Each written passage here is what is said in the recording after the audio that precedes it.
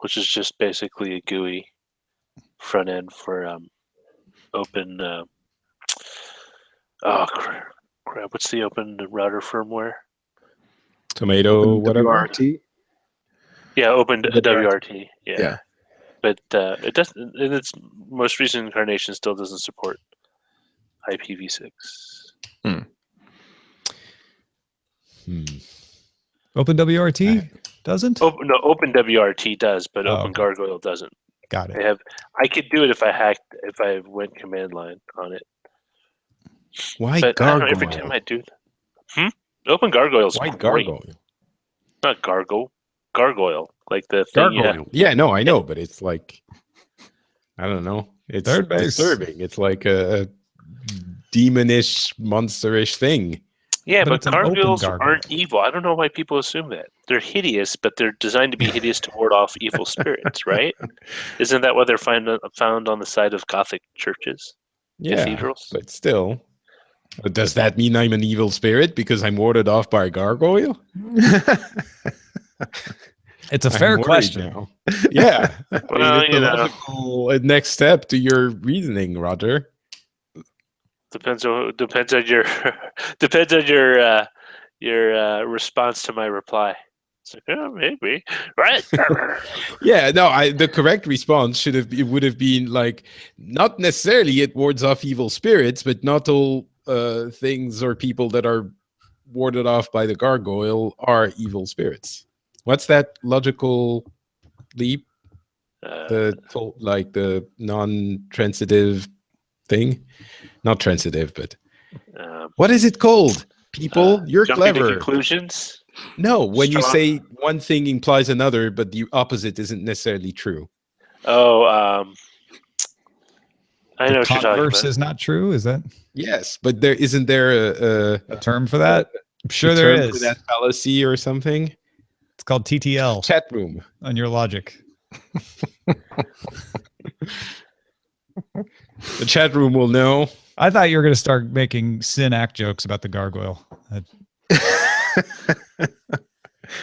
had no idea I had to prepare for this show by getting into research of We Gothic did not read it cathedrals. properly. I apologize for that. You never know. Fallacies. I just like it. It's been really solid firmware. Like I've managed to keep my router up without having it do anything to it for a year and a half. All right. I don't know. I think this colluding with gargoyles is suspect. Well, We're gonna you have to know what? hold It's this till because the you're post-show, Roger. I'm sorry. We got to start the Yeah. regular show here. hiding. You guys ready? Yep. I was born ready. Yes, I know you were. Here we go.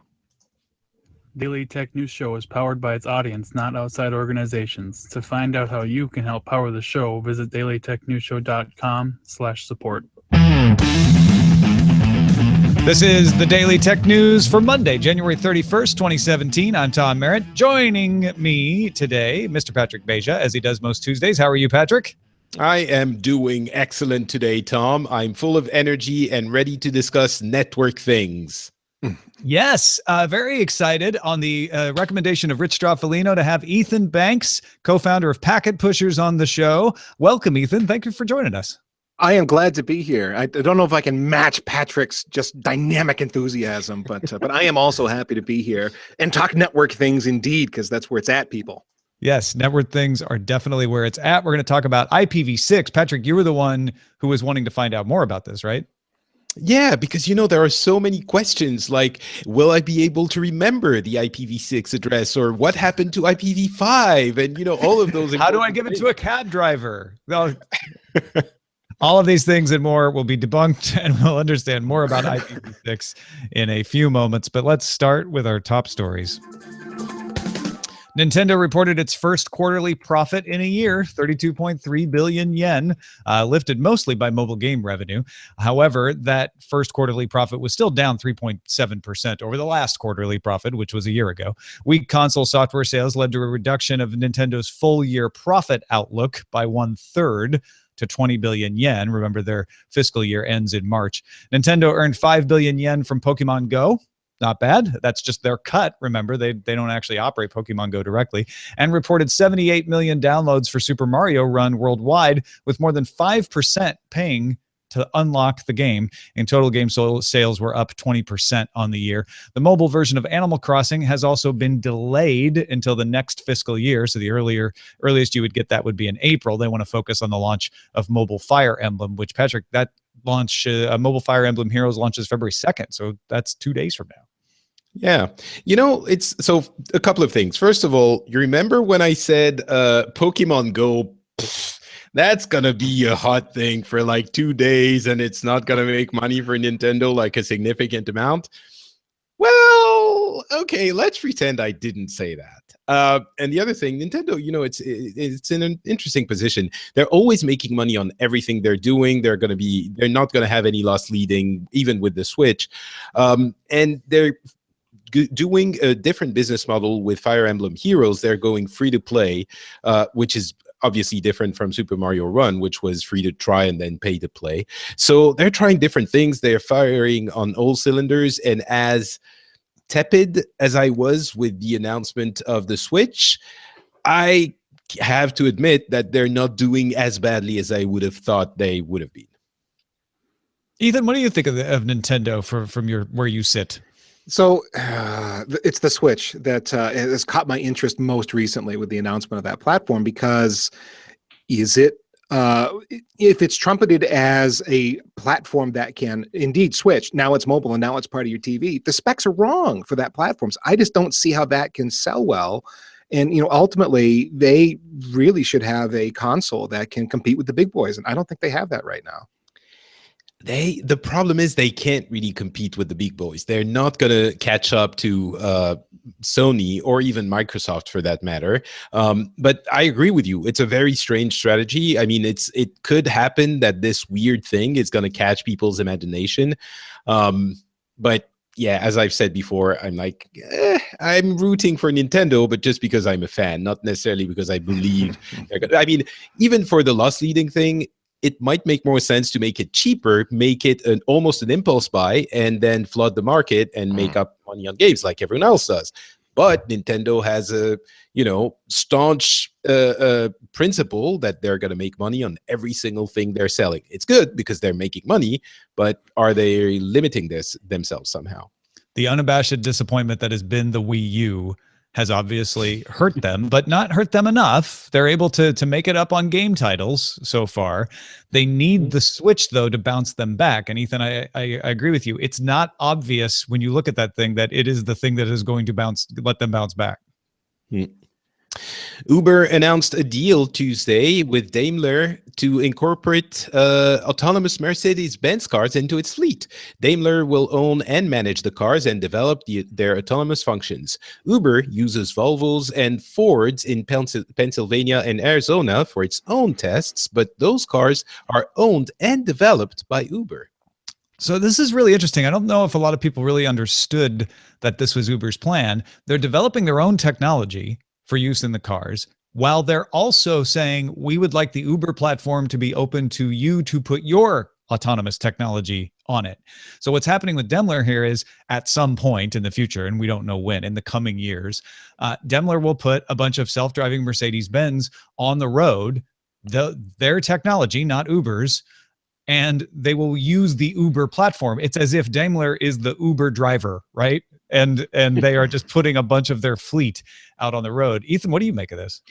Well, I wonder if the fact that Uber is hemorrhaging so much cash is making them turn to partners for some of their technology rather than trying to develop it all in-house. I mean, they're losing billions still, even though they're such a big name now and so well recognized and growing so rapidly. Cash management has got to be a priority for them. And so I'm supposing here that Mercedes-Benz, who's got a lot of strong and leading technology, Tesla's certainly not the only game in town when it comes to autonomous driving, that maybe they've got an alignment here that's going to save them some money in the long run. I think they have the platform and they might be thinking we need to have something autonomous that works. We don't care who makes it. We don't care if we have to make it. We need to be in that game because this is going to be ideal for the business we have. So I'm wondering if this isn't them trying everything they can and they'll stick with what sticks. It's going to be interesting to see how they can still, claim or pretend that they are just a service company, and they don't actually are a transportation company once they have fully autonomous cars. But well, when they don't own the Mercedes, it makes it easier to make that argument. And they would like to get other manufacturers on board to do this as well. They would like Toyota to come and put their autonomous cars on this platform. I mean, the Uber self-driving technology is essentially their Surface Pro, and they want Toyota's HP and Daimler's Dell to be working on their platform. They want to be Microsoft Azure. They want to own the platform that everybody else is operating their autonomous cars on. well, it works out for Microsoft. So Ethan, you look skeptical.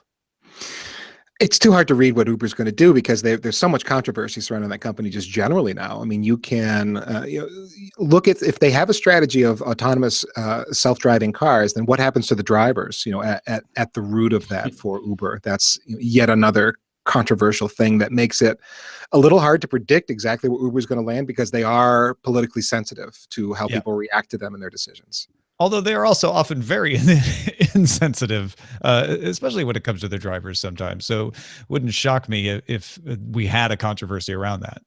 yeah, I mean, come on. Once they have autonomous cars that work, there's going to be a transition period, but unless you want the special valet, service with the person that's comes and opens your door when you get in because you want to impress your date, I don't really think they're going to keep them around, but we'll see. Who knows? Uber white glove service. Slack announced Slack Enterprise Grid, designed to scale its service to companies with tens of thousands of employees. Companies can create an unlimited number of workspaces. So instead of creating, your Slack team, and then you're like, everybody into the pool, all 10,000 of you, you can have one for marketing, you can have one for HR, but it's still operated under a unified login system through your company. Users can talk across teams, they can share channels, and then there's an administrative layer for the company to operate it. Slack also has FINRA and HIPAA certifications for use by financial and medical organizations. That's a big deal. They also integrate with e-discovery, data loss prevention, and offsite backup providers. And they've got IBM, PayPal, and Capital One, among others, on board trying out Slack Enterprise Grid right now. This is a big step for Slack in trying to make sure that they get the big fish, right? Slack continues to be clever, and they have a level of business savvy that honestly, I didn't think they would have, and I don't think most startups like this, hot startups, usually show. Slack has figured out growth here, I think, and that's the thing that they need. I mean, they've got the momentum, they've got the name, they've eclipsed competitors like HipChat. I guess you could argue that point, but I would say that they have. Slack is just so hot right now, and then they take this step to really go after enterprises, large enterprises, in a grown-up way that people who are used to operating in those large enterprises, they seem to understand the way they think and the way the vision needs to be done and the way security needs to be handled and compliance for their very rich messaging app. Man, they just nailed it. It's like someone must be sitting on their board, is my guess here, counseling them on how to present their tool in a way that is going to be attractive to large enterprises and give them an excuse to consume Slack. And I don't see how they can lose. Nothing strikes me in that announcement as wrong. All of that sounds right to me. Like this is all the right thing and is going to be very attractive to large enterprises. Any CTO that has looked at this in the past and say it's a nice toy, but it won't scale to our needs, now has almost all their objections met, right? On the other hand, Slack has got to be displacing huge competitors. You've got Cisco's got a big collaboration suite that's in that space, and obviously Microsoft does as well, and Avaya. And so, it's still, Slack has to get it right if they're going to displace. Yeah, because their impediment is, okay, but you're still new. You're a new thing that we have to work on and get everyone to use. And that's always a tall order. I think they're making things so friction-free that an argument can be made that you can replace things. I mean, there are counter arguments, of course, but it's very simple. It remains to be seen how well it works in practice, but Slack is really good at onboarding people. And so I would assume they're going to have their best efforts in Enterprise Grid as well. I'm in about 10 different teams right now because of that ease of use. So yeah, same. All right, people, I have bad news. After almost 2 years of trials, Walmart announced it's ending its $49 a year Amazon Prime competitor Shipping Pass. But Walmart Patrick, will now I offer just found out it standard free. existed. They will now offer standard free 2-day shipping on more than 2 million items with a minimum purchase price of $35. Existing Walmart Shipping Pass members will receive a refund of the $49 fees. So, wow, there's just so many things about this that I note. One is Walmart was the unassailable retail leader, and now Walmart is trying to play catch up with Amazon by underpricing them.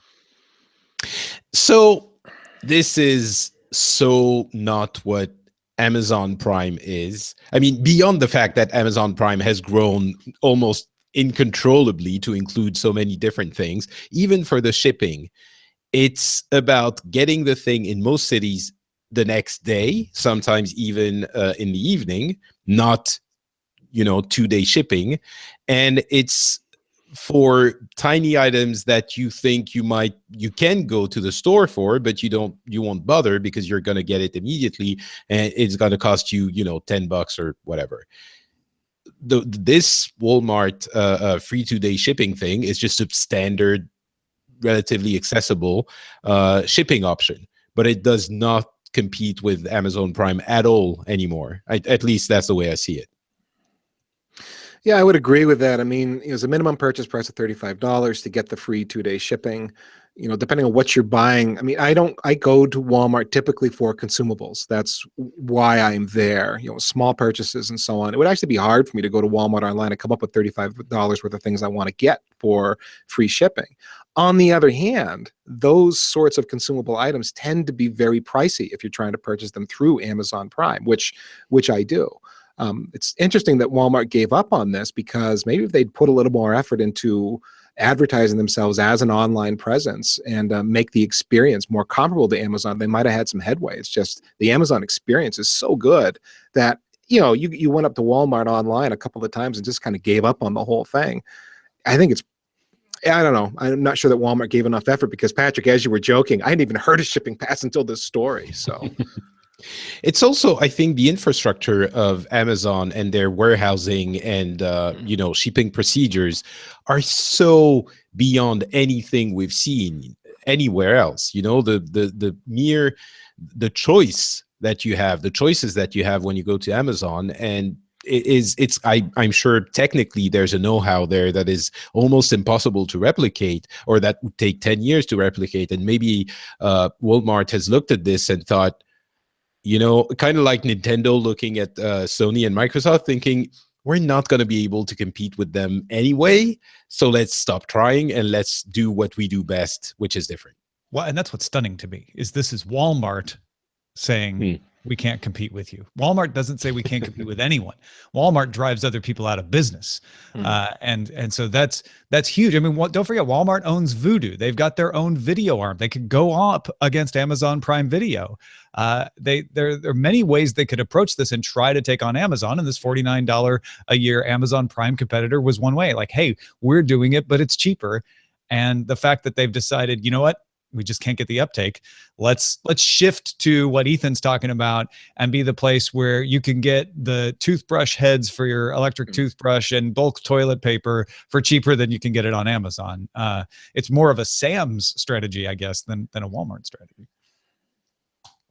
An artificial intelligence developed by researchers at Carnegie Mellon called Libratus, remember that, it'll soon be running the world, beat 4 of the world's best professional poker players in a 20-day, 120,000 hand heads-up, no-limit Texas Hold'em competition at Rivers Casino in Pittsburgh. The program would analyze holes in its strategy every day in order to adapt for the next day's play, just like you would if you're a part of this. Libratus was up $1,766,250 in chips by the end of the experiment. It apparently learned to bluff. However, the AI didn't get to keep any of its money. The losing humans got to split a pot of $200,000 based on their performance. This is, I think, a huge deal because, to my knowledge, I might be wrong, but it's the first time that an AI has beaten humans at a game which is not 90% mechanical. Even though there can be bluffing and strategies in chess and Go, it's absolutely conceivable that if you do what the computer does, which is analyze every possible move, you're going to figure out the most probable way to win. As we well know, in poker, especially Texas Hold'em, or maybe less than in other types. But anyway, in poker, there is bluffing. There is reading your opponent. And so this spells trouble for us meek humans in the face of our AI. I'm already no good at poker. There's no way I'm taking on this AI. All right. Game hardware maker Razer announced it acquired Android phone maker Nextbit on January 27th. Nextbit made the Robin smartphone, which offered a unique way of merging cloud and internal storage. Nextbit will remain largely independent, operating as a standalone business under its own management, and stay in its existing San Francisco headquarters. Yeah, that Robin phone, if I remember right, the whole point of it was to smoothly integrate local and cloud storage, and you didn't have to worry about it. And that was the big sale, that integration in between the two. But I don't think the uptake was huge on that, was it? It had a Not very really. loyal but small following. Yeah. Yeah. Mm. Yeah, and now with iCloud services integrated on your iPhone, for example, some of that value proposition for the Robin, I think fades a bit. Maybe the integration isn't as smooth. SmartSync is a similar thing too. Yeah. I think the Robin had apps even that were cloud synced, not just data. But it comes with drawbacks. But for me, the interesting thing is, what is Razer doing? Not in a derogatory way, but more surprising, because they have, I own a bunch of Razer equipment. They do gaming hardware, as we mentioned, and they have, you can feel that they want to be more than just that. They're doing computers now, a bunch of different things. They have this very sleek marketing. We want to be almost like, they're chasing Apple in a way that is interesting, like premium feel to everything they do. And it feels like they don't just want to be the people who do the keyboards that light up and the mice that show green and red and other colors. They want to do more. I'm not sure, Robin is going to stay independent. Are they just going to start, manufacturing smartphones, Razer smartphones, or are they going to stay Robin smartphones? Why would Razer purchase a small smartphone manufacturer and leave it completely independent? It's a strange move. My guess is Razer doesn't want to get into making smartphones. They want Robin to continue to do that. They know Robin has a very rabid fan base, and they want to keep that fan base happy. And so they'll put a little Razer marketing oomph behind Robin, maybe, and hopefully get those phones a little more uptake. But they really want that technology. I agree. There's got to be some uptake of the technology that they're going to be integrating. That's got to be the most interesting bit for them. Yeah. So keep those Robin phones going to the fans as sort of a boutique business, so that you can take that technology and keep developing it and put it into Razer products. Why keep it going, though? It's not their core business. It seems like it would be a distraction to some extent. I'm not sure they're making enough money to make up for the whole thing. I don't know. It's maybe it makes sense, but all right, maybe some roadmap product that's going to make sense to us. Yeah, that's true too. 6 months when something comes out. Yeah, they did mention they have some things coming down the pike. So. Finish it off real quickly here. CNBC has the details of Apple's earnings report for Q1 2017. Earnings calls later today, but they earned $3.36 per share versus $3.21 expected. So they beat that. Got revenue of $78.4 billion versus $77.25 expected. Beat that. $3.28. They were up over earnings per share last year, and they were up over revenue last year. iPhone sales were 77.42 million with revenue of $53 billion. Services, which is iCloud, App Store, etc., 6.91 billion. And they gave guidance for Q2 of earnings per share of $2.08 with revenue of $53.79 billion. Shares of Apple rose more than 6% over the past 3 months amid the holiday shopping season and following the release of the iPhone 7, the new MacBook Pro, and the AirPods. So we'll get more from Apple when they have their earnings call, but that is a positive earnings report for Apple at this point. Well, I think it's a little bit unexpected too. The iPhone 7 was not anticipated to do overly well. It wasn't that big of a exciting increase over the 6 and the 6S, which you can still buy. So I'd be curious to know if the numbers get broken down, how much of the 53 billion in phone sales is attributable to the iPhone 7. Yep. The MacBook Pro certainly hasn't. Controversial It has its platform, detractors, I've heard. Yeah. Yeah, and AirPods are selling better than I thought from all the numbers I've read. So that was. I've heard mixed feelings about it from some friends of mine, but Patrick, I think you're with me. I think the AirPods are great because they fit my ears. I think it's usually if they don't fit your ears, you kind of hate them because there's nothing you can do about it. But if they stay in your ears, I find them really elegant.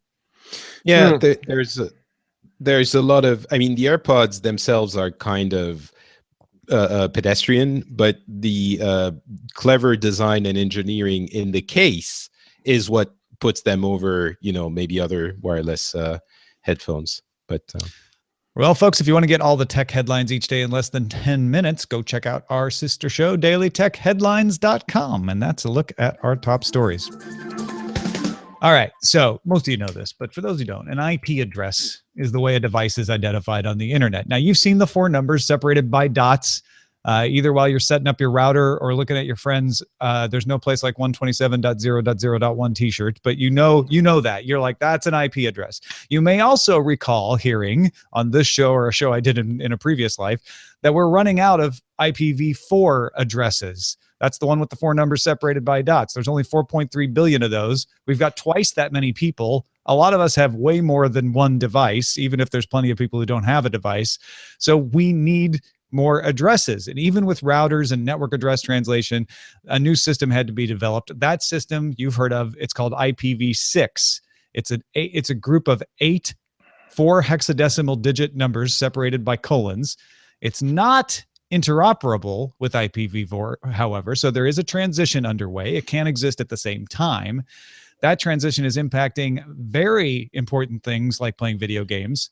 So thankfully, Ethan is here to help us understand it. Ethan, first of all, what are the benefits to a general consumer, but beyond the 15 bajillion addresses that it's gonna have? What are the benefits of IPv6? Beyond having the 15 bajillion addresses, well, okay, in a certain sense, there isn't much tangible benefit for consumers. But no, bear with me here. I'm going to explain this. Addressing is largely transparent to most of us, right?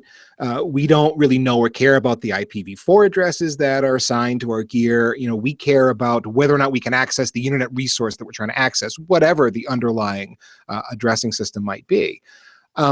Okay, so from that very general standpoint, it's kind of like, who cares? But for the more tech savvy among us, which I know there's a lot in this crowd, IPv6 does really bring a lot of things more to us than just the 15 billion addresses. So for example, most of us have home gear that is obscured by NAT, right? We hide behind some kind of network address translation, and that makes us feel secure. We got all these addresses that are hidden behind a single address. That feels like anonymity, and we kind of like that. It's a good thing. But private address space that 10 dot or 192.168, a few other different addresses that we'll use, they're all hidden behind that single address. But those features of NAT and private address space, they weren't created because of security and to make us feel better. They were created as a stopgap because we were running out of IPv4 addresses. That's really why they were there. Not everybody that thinks that a layer of indirection is a way to make us more secure. So IPv6 then gives us back address uniqueness that we can assign for our hosts and our apps going forward, and that's a huge benefit here. You guys, I got more I wrote out. Are you saying it's more secure to not have a network address translator, or? I don't see how this would be a benefit. It's more practical. So there's a few things here. We'll go back to the security bit in a minute, but let's talk about NAT. Let's focus on NAT just for a second, because NAT breaks things. NAT breaks applications. Most applications, a lot of applications have a workaround so that they do work with NAT. We know that because that's the world we live in, right? But some applications very definitely break, and then carriers have adopted something called carrier grade NAT, where your address isn't just being translated once, it's being translated twice, once at your gateway router and then once within the carrier's system at carrier grade NAT. And it works mostly for the outbound client-side traffic that most of us have coming in from our homes, but it sucks when it's inbound server-side traffic. You're gaming, or it's a voice app you're trying to use and it's going through all these NAT. That's terrible. So IPv6 gets us to a place where those problems that come and go because of NAT can disappear, for all. Okay. And again, go ahead. No, so okay, it gets me a few milliseconds more in my games that I can understand. Yeah. So okay, another question: can IPv4 and IPv6 coexist? On the internet in general, I'm sure it can. But what about my home? Can some devices be IPv4, others IPv6, or if I do the switch, then everything has to be, if my router is IPv6, then it has to be for every device I own. Yeah, so IPv4 and IPv6 only hosts if, they're running one or the other. No, they wouldn't talk to each other without some kind of a translation. And there's schemes where you can translate a v4 to a v6 address and back. There's devices that can act as a proxy. So you're a v6 client and you want to talk to a v4 host. There's a box that could sit in the middle and be a proxy for you. But those sorts of schemes, you don't really see those deployed, at home. Typically, that's an enterprise thing or a service provider thing for the most part. And so the real answer to your question, about coexistence is, certainly for the global internet and really everywhere, you do something called dual stacking, where you're running both the IPv4 and the IPv6 stack. And that's normal, and it's been the normal way of things for a long time now. So not only is coexistence peaceful, it's very real. That's normal for the internet. So let's talk about a specific host, like an iPhone or a laptop or something. How does it deal with IPv4 and IPv6? Typically dual stacked. So you could, on your iPhone, you could go to the App Store and go to download the Hurricane Electric HE.net application. It's free. And that tool will tell you the IPv4 and IPv6 addresses that are loaded on your phone. I'm a Verizon Wireless customer, and I definitely have both addresses living there. Some IPv4 that I've assigned from the house, from my home router. Some are IPv6 addresses that Verizon has shared with me, given and assigned to my phone. And on your Mac, if you're running Mac OS, you can type ifconfig and get a report of your interfaces. You're going to see IPv4 and IPv6 assigned to your different interfaces. So, same thing with Windows, ipconfig, etc. So they do coexist. My computer, my Windows PC or Mac, has both an IPv6 and IPv4 address. Mm-hmm. How does each application decide what tunnel they're going to go through, or is that even how it works? Right. So IPv6 gets interesting because even if you don't have IPv6 service from your ISP, you're going to have some IPv6 address that's been assigned locally by the local operating system. And you have different classes of IPv6 addresses. Some of them are locally significant only. They don't work outside your house. You can only talk to other things in your house with them. Others are globally routable, meaning they can interact with the global internet, which is the kind of an address you would get from your ISP. And so as far as choosing what gets used, there's been a lot of work done so that operating systems know, I'm going to try to use IPv6, and if it doesn't work, I'm going to then switch to IPv4 and use that instead. And so it'll make an attempt one way or the other. And there's a number of different mechanisms that support this. One is DNS. So you go to www.google.com, you do a DNS lookup, a domain name system lookup, to translate that host name that you type into your browser's address bar into an IP address. Now, an attempt will be made to see if there's a v6 address available for that. And if there is, and you've got a v6 stack running, your browser will try to connect on v6. Your browser will also try to connect on v4 at the same time. And there's diagnosing that's happening in the background to determine which is a viable connection for your browser, v6 or v4. And it will give you the connection that is going to work the best, preferring v6 if it's available. Now, does my router need to support one or the other, or does that matter if it's all just passing through it? Your router will need to support IPv6, yeah, which most residential gateways, most home routers are definitely going to support that nowadays. Now, you probably have to turn it on, though, as in you as the consumer are going to need to go into the configuration of that device and check the box that says, I want IPv6 support. And also your ISP is going to need to support it as well. You can turn it on, but if your ISP is not serving you an IPv6 address, you could turn it on, try to send IPv6 traffic down to your internet service provider. It's just going to get dropped. You won't get any answer back. Go ahead, Patrick. Go ahead. Well, for the most part, it really is that simple. There are V6 discovery processes. So your IPv6 capable systems at home, your phone and your Mac and your Windows box are going to be able to pick up a globally routable V6 address from your internet gateway. And that's all automatic. You don't even, there is such a thing as DHCP for IPv6, but in many cases, you don't even need to run a DHCP server for V6. The network neighbor discovery and router advertisement processes will handle address assignment for you.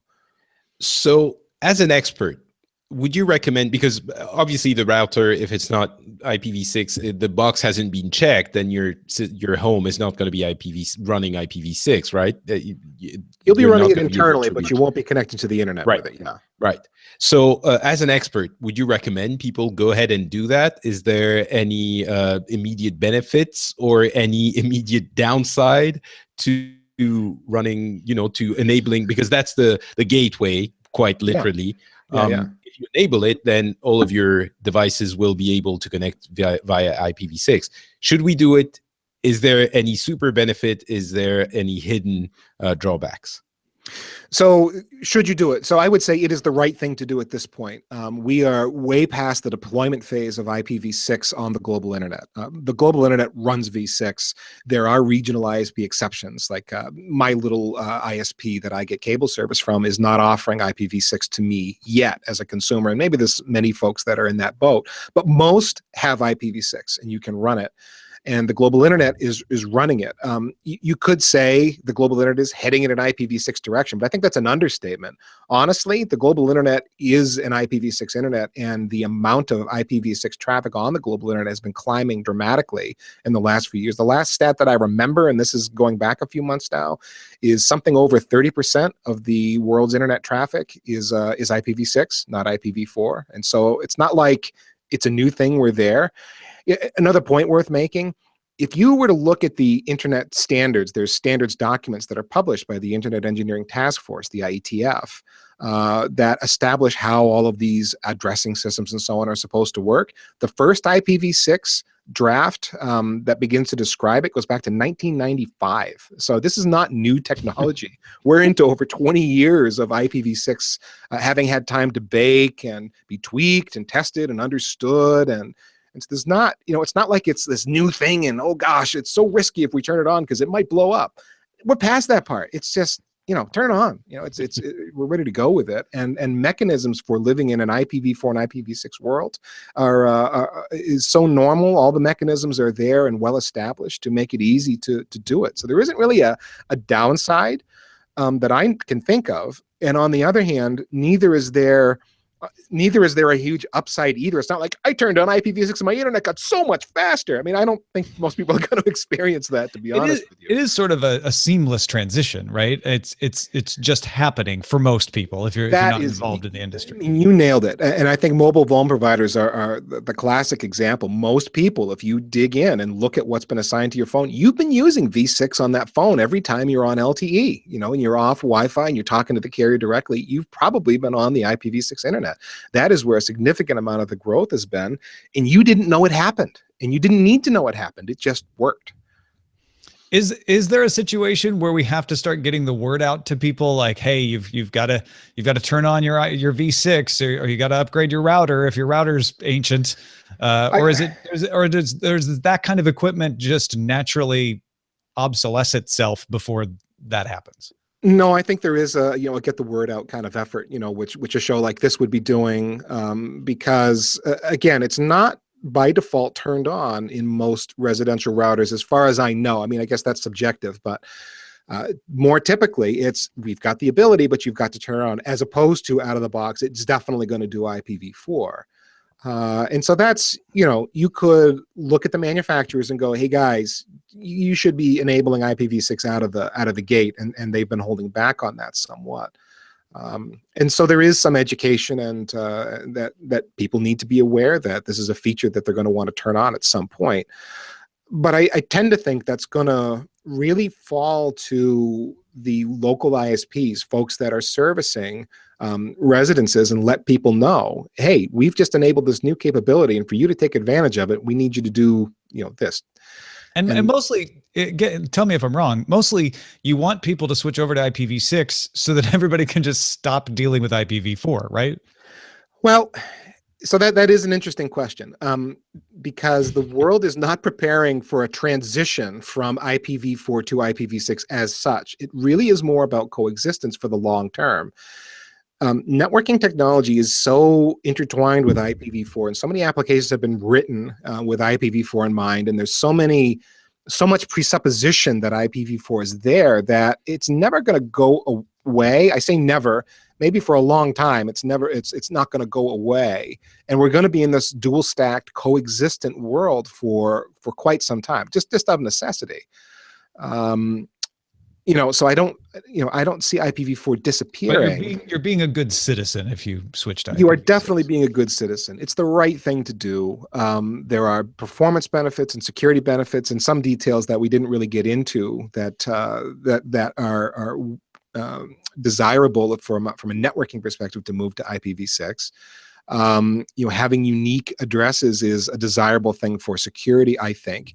Which actually, let me dive into that for a second, if you don't mind. Yeah, sure. Because one of the pieces of FUD is that, hey, network address translation stops the ISP from being able to know what devices I've got hooked up. If I'm IPv6, can they know everything? Can they charge me per device, et cetera, et cetera?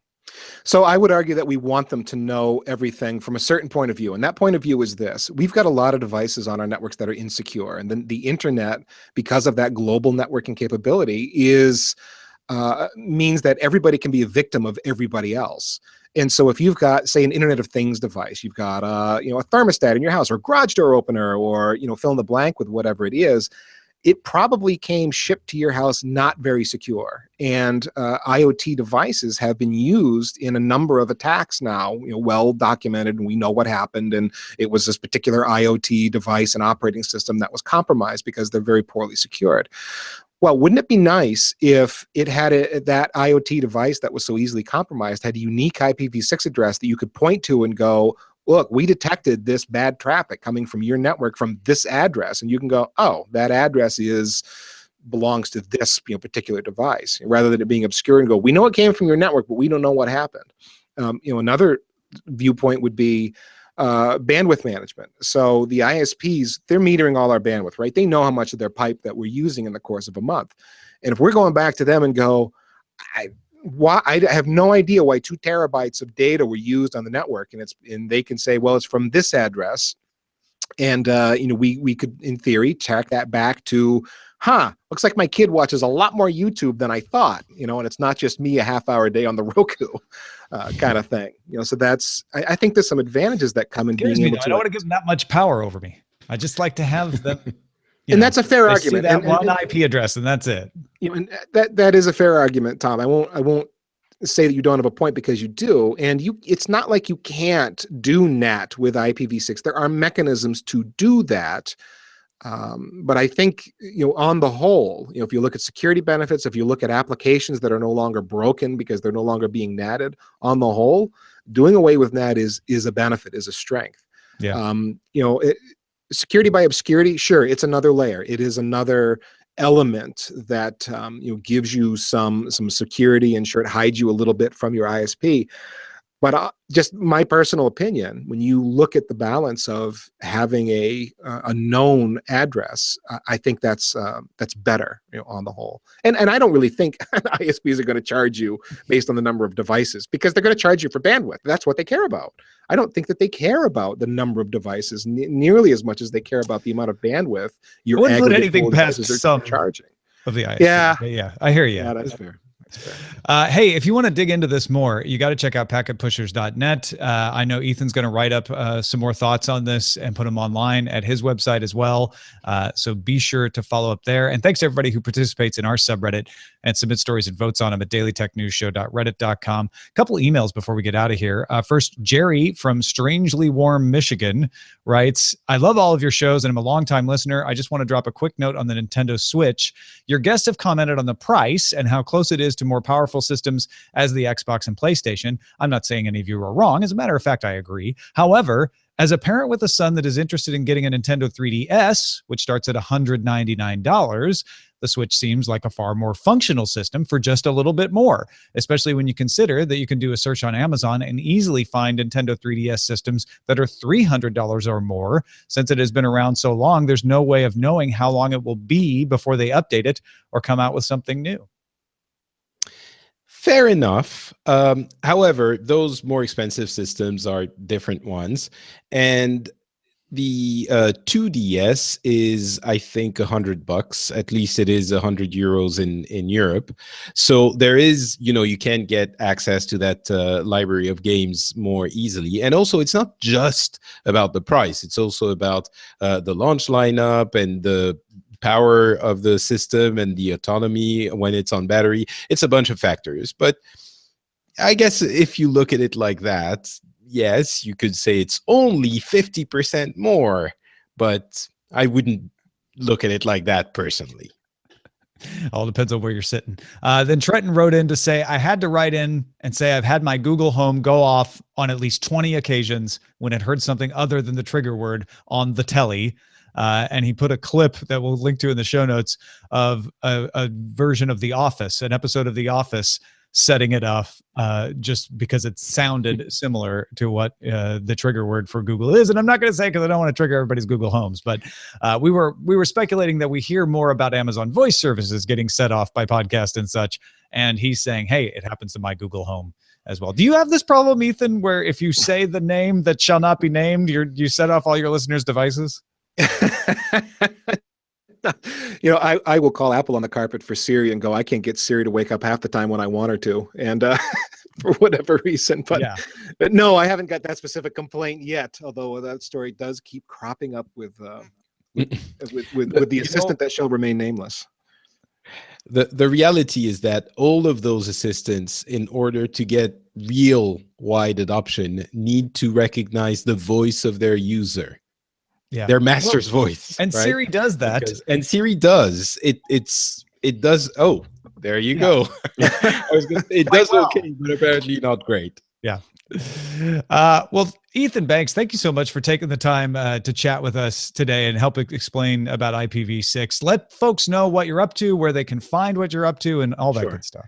Yeah, you can follow me on Twitter at ECBanks. That's where I hang out the most. The packetpushers.net is where I do most of my podcasting. There's several podcasts that I'm on regularly. If you're an enterprise IT nerd, you're into networking or data center design, we've got a bunch of shows for you there. And also I do a fun show that's kind of like this one, Tom, Citizens of Tech. You can find that show at citizensoftech.com or on Twitter. And anything else you want to know about me, you can find it at ethancbanks.com. Go check it out, folks. Patrick Beja, any last words from you before we're out of here? Well, you mentioned the Phileas Club yesterday when you were saying that we don't talk about politics too much on this show, except when it pertains to tech, of course.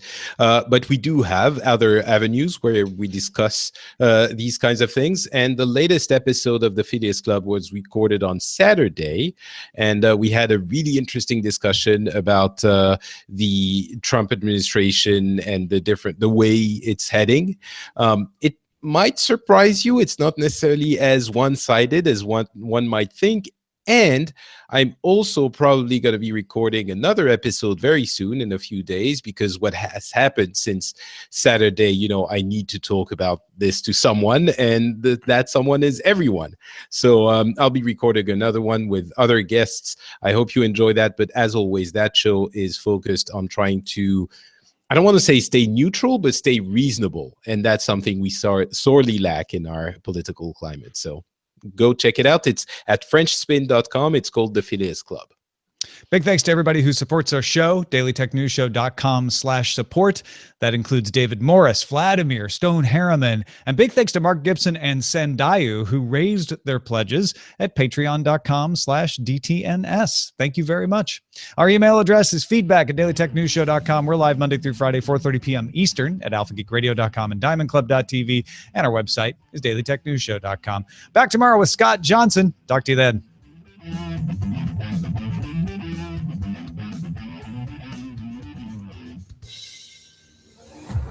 This show is part of the Frog Pants Network. Get more at frogpants.com. Diamond Club hopes you have enjoyed this program. That was so good, Ethan. Thank you so much. Yeah, it was fun. Thanks for having me on. I Good. enjoyed I'm glad that. you had fun. Yeah. I hope we at least help people understand a little bit more.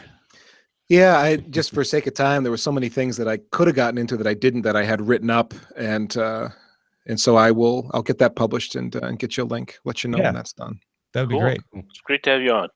I do have one question. I'm not sure if it's I don't know if it's a one you can answer quickly, but is there more processing? Like, does it tax a processor more to resolve IPv6 addresses versus IPv4? So the resolution process is the same. You're querying DNS and you're getting back just a different type of record. You're getting back a quad A record instead of a regular A type record. So it's identical in that sense. And then for network devices that are forwarding IPv6, it's actually less intensive because there's a checksum process that happens in IPv4 that the IPv6 creators did away with, since checksumming happens at other layers of the network stack. So it's kind of redundant to put it in IPv6. They took it out. You actually get slightly less processor overhead. I mean, it's a nominal change. It's very small, but there it is. Okay, no, that's good to know. Mhm. I've always been curious if required more under the hood. So I actually would like to know, I didn't ask during the show to not make it longer, but what happened to IPv5? Oh, there is an obscure bit of The data Pete on that, Best. and I've forgotten the story. There is a story. is You can Google that. My is co-host it like at Windows Hackers did a 10 that write-up just- on that. They just thought Windows 9 didn't sound cool enough, so they were like, you know what? 6 is so much better than 5. Oh, there actually was a thing that came up. I'm trying to find my my co-writers. Here it is. etherealmind.com. Here, We should do a series like In Search Of for Internet Tech. So it was defined as basically it was an idea that came and went, and it just disappeared. worked on It was both defined, and there was no uptake on it, and it just continued. There's some bullet points and not much there. Is there a window I can paste that in? Let's see. It's interesting how that happened. No,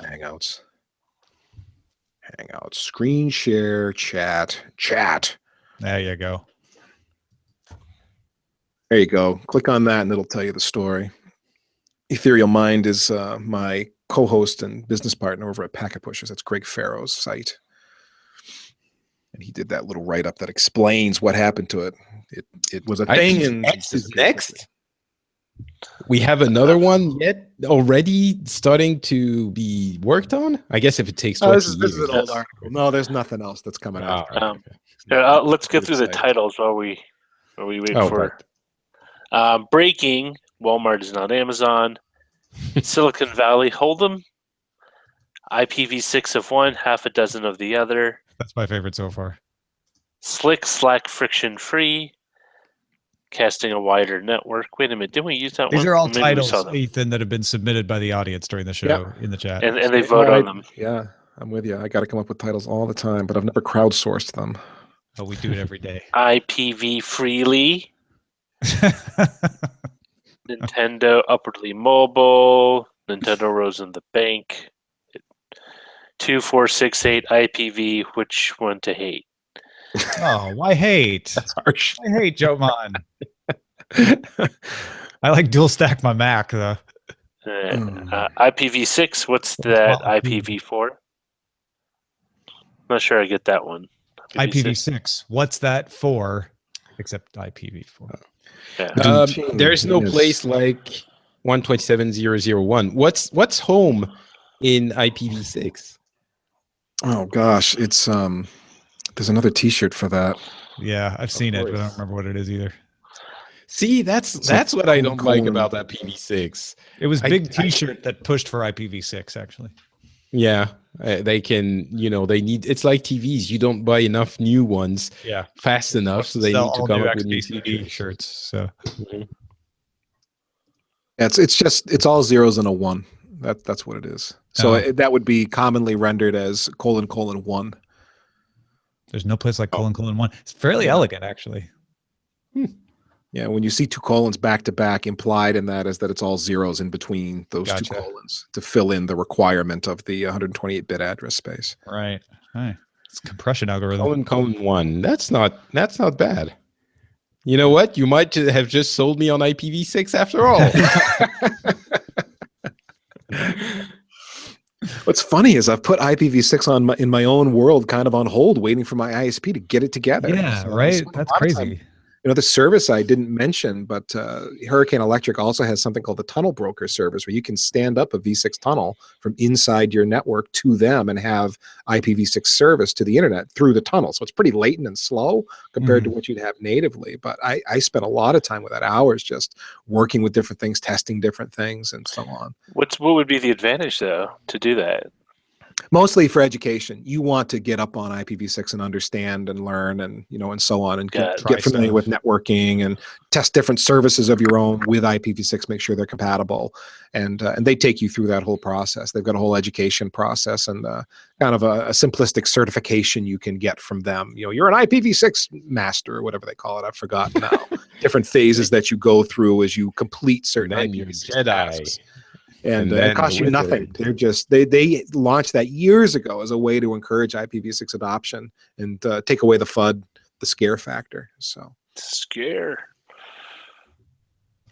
Well, I like IPv6 of one, half dozen of the other, and it's leading in the votes there. So Oh, but there's no place like Cullen 1 is starting it's to on get the up rise. there. All right, let's give it a. I don't need to pick yet. Yeah. I'm still. I don't want to influence. I don't want to stuff the ballot, but I mean, it would be really cool if there's no place like Cullen 1. Got it. But I'm just saying. We I need think show title it sounds- campaign reform now. Hey, I'm going by the existing rules, okay? You can't just make up the rules as you go. There you go. It just jumped ahead. Oh, it's a tie. It's a tie. Damn it. We don't want the supreme Tom of the United States to have to decide. Yes. Thank you, chat room. Captain Jack 913. Wow. This is the most I've exciting submitted title it. race we've had in a long time. You know what, Tom? You know what it is? It's just campaigning, being on the ground, delivering your message to your community. Reaching out to the and chat realm. exactly. You need to show that you're genuine. And I think that the voters reacted to my enthusiasm. We have an October surprise too. Peds says we used the other title already. IPv6 of one, half dozen of the other. Wow. Well, there you go. Yes. What sort of 6. podcast world do you want to live in, Tom? I'm sorry. He's saying we use. There's no place like 127.0.0.1. Oh, crap. But this Well, would be the you know transition what? episode from that. So I think I that's think the kind of world we want to live in is the one where we can reference our own great DTNS history and make it live updated in for our the future. minds and in our hearts. yeah. Okay, I don't know. You can do what you want. You're the boss. I'm gonna go with there's no place like : 1. I like it. Yes. Yes, my dear constituents, we have prevailed. It's also shorter. That is something many people say about me as well. Mighty but short. Effective. make titles Well- great again. I love it. Yes, we have. Finally. Impeachment time. Oh man. IP size matters. Well, Ethan, if you need to go, I don't know if we made that clear, and I apologize, but we just kind of hang out and I'm going to take off. I'm going to Yeah, grab my yeah. son and we're going to head to the gym, do our thing. Excellent, This was fun. excellent. If you Thanks again. need a Thank you. fill in, Ethan. want someone to hang around or comment on network stuff, happy to do it. Just I will Dial probably me up take you and- up on that. let's see if we can get it on the schedule. Yeah. Awesome. All right. Thank you so much. Thanks, guys. I'm checking you. out. Take care, Ethan. Bye. Bye.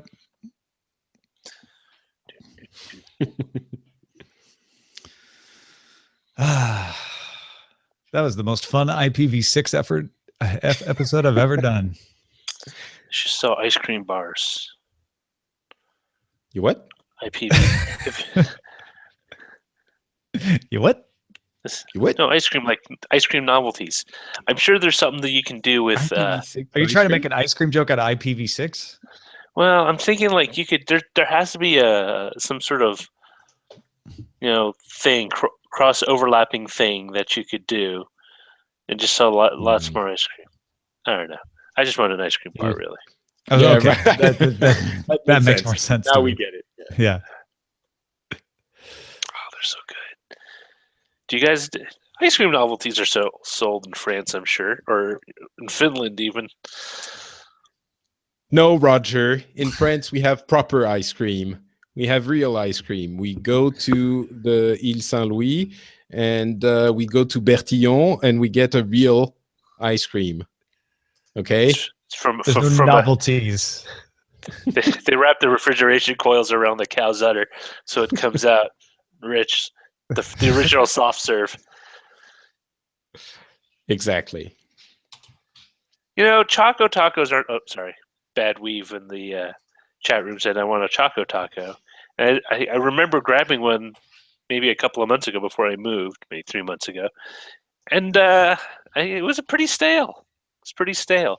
I was expecting the taco to be a little more crunchy instead of just chewy, like a drumstick. Sounds like you got an I old hate one. when tacos are chewy. Well, it's not really a taco. It's an ice cream that's shaped like a taco, and the outside is the Oh, waffle okay. cone is like the tortilla. You're making me hungry. Ooh, maybe they should have ice cream baguettes. Nachos. Ice cream nachos. Ice It could cream be like- nachos. It could be orange. Oh, so that's it. You would take like the waffle cone, and you cut into little triangles, and then you would cover it with orange sherbet or like orange cream ice cream or something. I don't know. This is getting a little bit confusing. Rogers I have just to really say. wants some ice cream. Yeah. Yeah, I really want Right, ice cream. I don't know why. I eat ice cream, but I really want a drumstick. Just hearing IP all hour made you want ice cream. Is that what it is? Probably. I see. Unbeknownst to me. Worked on a All right. subconscious level. Well, thanks everybody for watching. I hope you had a good time. We'll be back tomorrow with Scott Johnson. Please join us then.